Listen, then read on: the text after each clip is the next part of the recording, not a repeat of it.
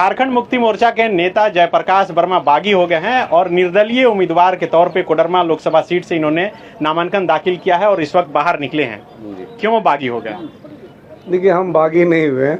Main क्या है कि कोडरमा लोकसभा की जनता ने ये मन बना लिया था कि हम लोग को इस बार एक अच्छे व्यक्ति को सांसद भेजना है, जो व्यक्ति योग्य हो, काबिल हो और जनता को अपना मित्र समझता हो, साथी समझता हो, उनकी समस्या को अपनी समस्या समझता हो और 24 घंटे जब जनता कोई दुख हो तो वहाँ दुख में उसके साथ खड़ा होकर उसका दुख कम करे, जब जनता खुशहाली में हो तो उसके खुश में शामिल होकर उसकी खुशियों को बढ़ाने वाला व्यक्ति हो और वह व्यक्ति इतना काबिल हो जो पार्लियामेंट जाए तो कोडरमा की जनता को लगे कि कोई हमारा सांसद वहाँ पर गया है, भारत के संविधान को जानता है और बेबाक तरीके से कोडरमा की बात वहाँ रखने की क्षमता रखता है। तो ये हर ढंग से लोगों की ये मांग थी कि जो योग्यता और क्षमता, जो काबिलियत आप में है, हम सबको ऐसा ही बेटा कोडरमा लोकसभा का सांसद चाहिए और उन्हीं के कहने पर हम प्रत्याशी बने। मैं तो अपने से प्रत्याशी नहीं बना। लेकिन झारखंड मुक्ति मोर्चा जो इंडिया अलायंस में है उसके प्रत्याशी तो विनोद सिंह हैं और विनोद सिंह भी विधानसभा के अंदर जब बोलते हैं तो बहुत दूर तक आवाज जाती है। वो भी तो संसद में जाकर अच्छा बोलेंगे, तो आप तो उनको सपोर्ट कर सकते हैं, उनके हाथ को मजबूत कर सकते थे। देखिए, ऐसी कोई बात नहीं है। विनोद सिंह क्या बोलेंगे और क्या बोलते हैं मैं तो नहीं जानता हूँ, आप जानते हैं। हर व्यक्ति का अपना सोच होता है और जनता की अपनी सोच होती है और जनता हर व्यक्ति को पहचानता है कि हम क्या करना चाहिए, किसको कहाँ लेके जाना चाहिए, कौन हमारे लिए हितैषी है, कौन काम करेगा। ये विषय तो जनता का है और जनता ने अपने इन विषयों को, उन्होंने जनता ने तो आमंत्रण किया हमें चुनाव लड़ने के लिए। आप जब ने कहा ना कि आप ही ने कहा कि झारखंड मुक्ति मोर्चा ने टिकट नहीं दिया, तो जनता के आह्वान पर, उनके आग्रह पर, उनके कहने पर मैं चुनाव लड़ रहा हूँ और इस बात को हम लोग देख भी रहे हैं क्योंकि जनता जो आज से ही नहीं, हम लोगों को जब मैं 5 साल एमएलए था उस दौरान भी जनता इस बात को वाच कर रही थी कि जिस जिला में उस समय भी जब मैं एमएलए था, माले के भी लोग विधायक थे उस समय भी, और माले के किस प्रकार से कार्य होता था, कैसे लोगों का शोषण होता था, वह भी लोगों ने देखा है। और जयप्रकाश वर्मा भ्रष्टाचारियों से कैसे लड़ते रहा।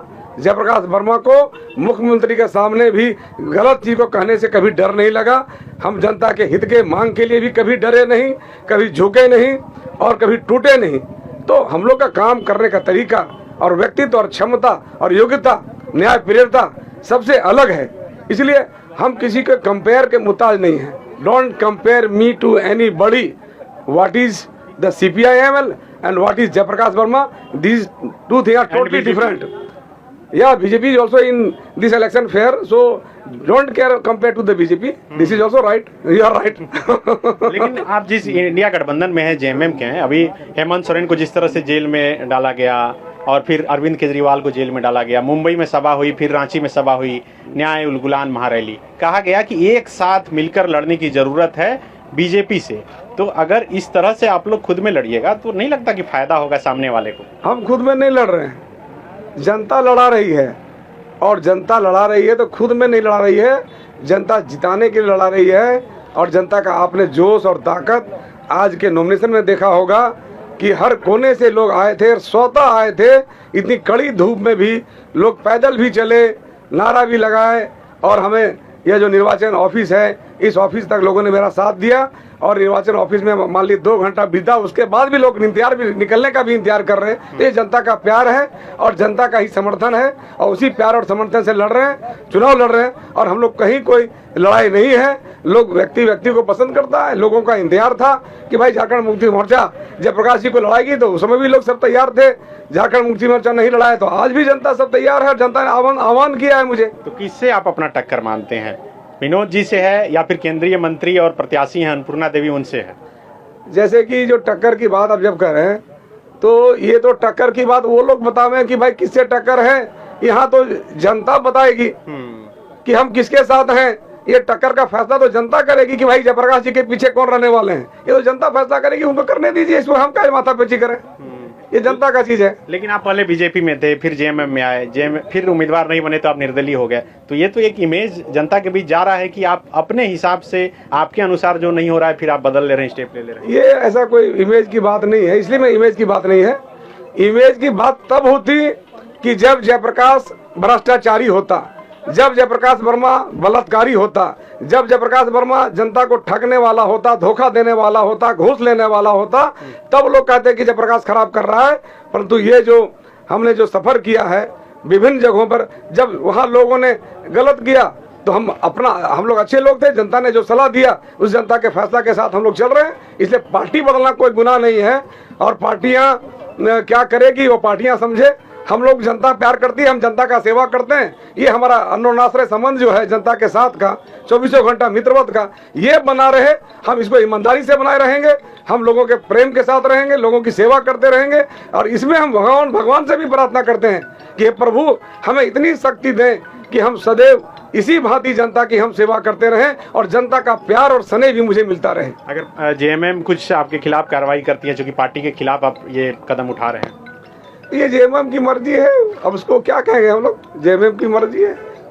आप चूंकि गांडे से भी बहुत मजबूत हैं और गांडे से अभी कल्पना सोरेन उपचुनाव भी लड़ रही हैं, कैसा देख रहे हैं, क्या स्थिति है उनकी? अब देखिए, गांडे में तो उपचुनाव हो रहा है और चूंकि हम लोग निर्दलीय प्रत्याशी अब हो ही गए, आपने ही कहा पहले से भी, जनता ने कहा कि लड़िए। नहीं, कोई पार्टी का नाम है तो आप बता दीजिए। नहीं, हम लोग निर्दलीय प्रत्याशी हैं, तो पार्टी का नाम कहाँ है, आपने देखा ही होगा, आप लोग, हम लोग का बैनर भी लगा हुआ था।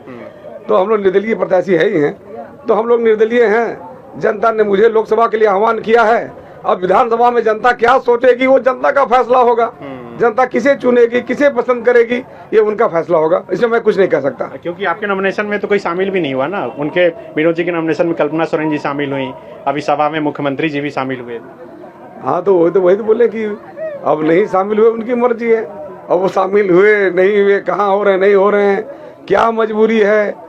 इतना दिन तक हम लोग लगातार संगठन खड़ा करते रहे, मेहनत करते रहे, और उसके बाद भी क्या मजबूरी है ऐसा प्रत्याशी देने का जो आपको वाइस वर्षा कोई रिटर्न नहीं दे सकता है।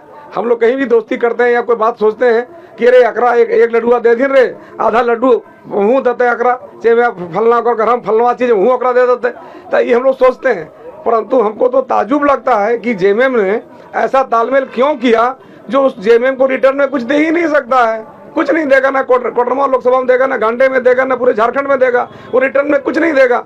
तो जहां आपको कुछ लाभ नहीं मिलने वाला है, आप वहां ऐसा क्यों सीट शेयरिंग करते हैं, ऐसा प्रत्याशी क्यों चुनते हैं, मुझे पता नहीं। आप जिस दिन शामिल हो रहे थे जेएमएम में, मैं भी रांची में था, वहाँ पर मुख्यमंत्री हैं उस समय हेमंत सोरेन थे, तो क्या कोई कमिटमेंट किया गया था कि आपको कोडरमा से प्रत्याशी बनाया जाएगा? ये तो मुख्यमंत्री जी ने तो मुझे बुलाया ही था, एक बार नहीं, 3-3, 4-4 बार बैठकें हुई थी, और हर विषय पर मैंने भी उनसे पूछा था कि आप मुझे बुला रहे हैं कोडरमा में लड़ने के लिए, अच्छी बात है, परंतु कोडरमा में तो ये सीट शेयरिंग का भी तो मामला चलेगा, आप लोग तालमेल कर रहे हैं। बोला नहीं हम बात करते हैं। फिर उन्होंने बात करने के लिए समय लिया, फिर 1-1.5 महीना बाद बुलाया कि मेरी बात हो गई है, आप ही लड़ेंगे, उन्होंने अपने कहा था, ये तो उनकी बात थी। और आज क्या हो गया, मैंने तो वही पहले हिसाब से परिस्थितियां रही नहीं ना, हेमंत जी जेल चले गए, अभी जरूरत है मिलकर लड़ने का। हेमंत जी जेल चले गए, अच्छी बात है, परंतु मैं ये बताना चाहता हूँ कि झारखंड मुक्ति मोर्चा का जो भी निर्णय हो रहा है वो 100% हेमंत जी ही ले रहे हैं। और हेमंत जी, आपने किसी को वादा कर दिया, आपने किसी को दूसरे जगह से उठा के लाया, आपने आज क्वेश्चन आपने कर ही दिया ना कि आप पार्टी बदलते हैं, तो आपने किसी को पार्टी बदलवा दिया। एक ऐसे व्यक्ति को जो व्यक्ति ईमानदारी के नाम से पूरे भारत में इकलौता है, भ्रष्टाचार से दूर है, घूस और कमीशन से दूर है, रात दिन जनता की सेवा करता, कभी छिपता नहीं है, 24 घंटा मेरा टेलीफोन चालू है, मोबाइल चालू है, हर समय हम सबकी बात सुनते हैं और हम लोगों की मदद करते हैं, हर जगह खड़े रहते हैं। और आप ऐसे एक सच्चे और ईमानदार व्यक्ति के साथ आपने वादा किया और आपने फिर क्या किया, ये कोई फैसला नहीं होता भैया। कल्पना जी के लिए करेंगे ना प्रचार?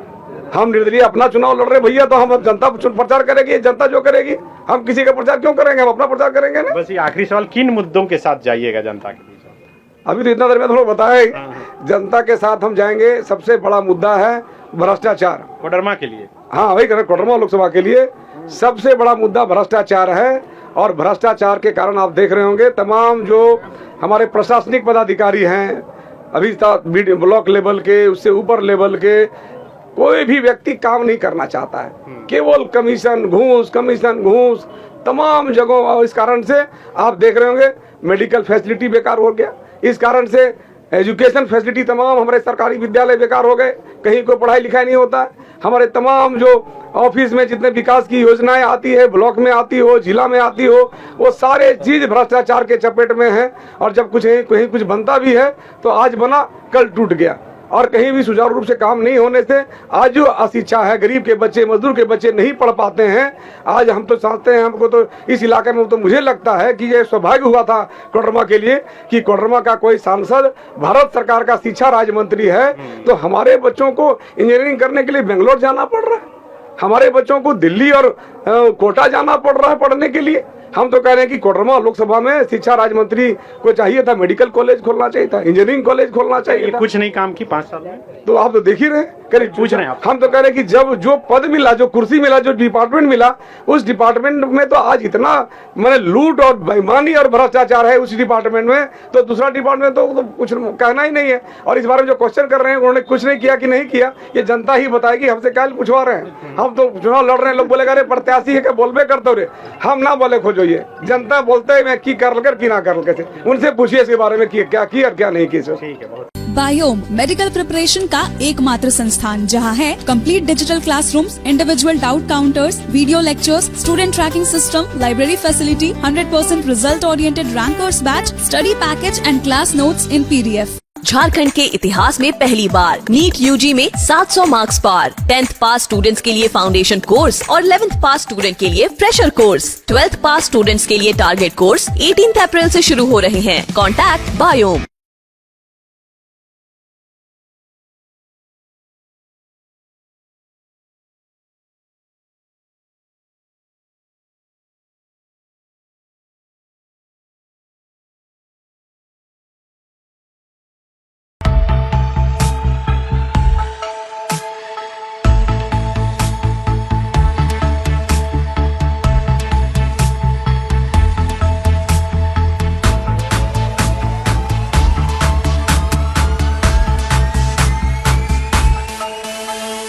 followup.in.